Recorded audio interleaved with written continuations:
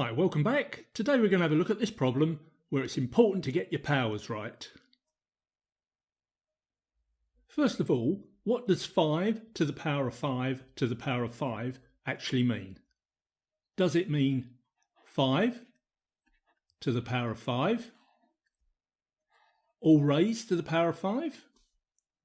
Or does it mean 5 to the power of 5 raised to the power of 5? Well, I can tell you that by convention, it is not this one, but this one. So just to be clear, I'm going to rewrite this with brackets.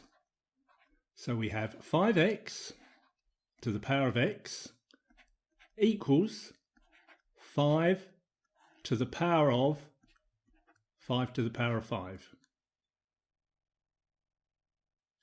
Now I would suggest that you always keep these brackets around 5 to the power of 5 and treat it as a single term. That way you won't get confused later on. Imagine what would happen if you didn't keep these brackets and you thought that you could apply this rule.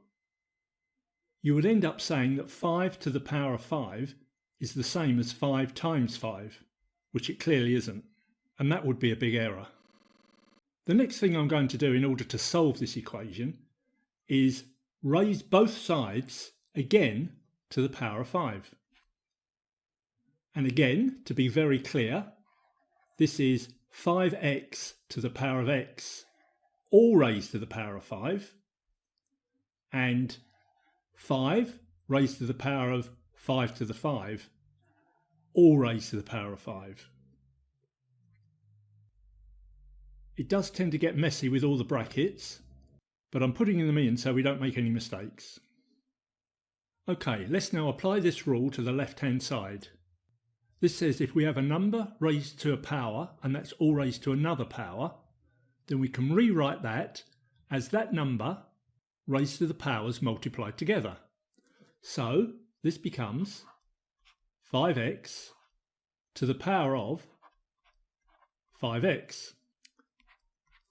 And now applying this rule to the right hand side, if we've got a number raised to a power and that's all raised to another power, then we can swap the powers around. So this becomes 5 to the power of 5 to the power of 5 to the power of 5. Notice I haven't touched anything in the brackets here and I've treated it all as a single term. Now let's look very closely at what we have. We have 5x raised to the power of 5x, and we have 5 to the power of 5 raised to the power of 5 to the power of 5. Do you notice the symmetry here? This means that 5x must equal 5 to the power of 5. And if we divide both sides by 5, we get that x equals 5 to the 4. And 5 to the 4 is 625. And that's our answer. Hope that was useful. And here's hoping you always get your powers right. See you tomorrow.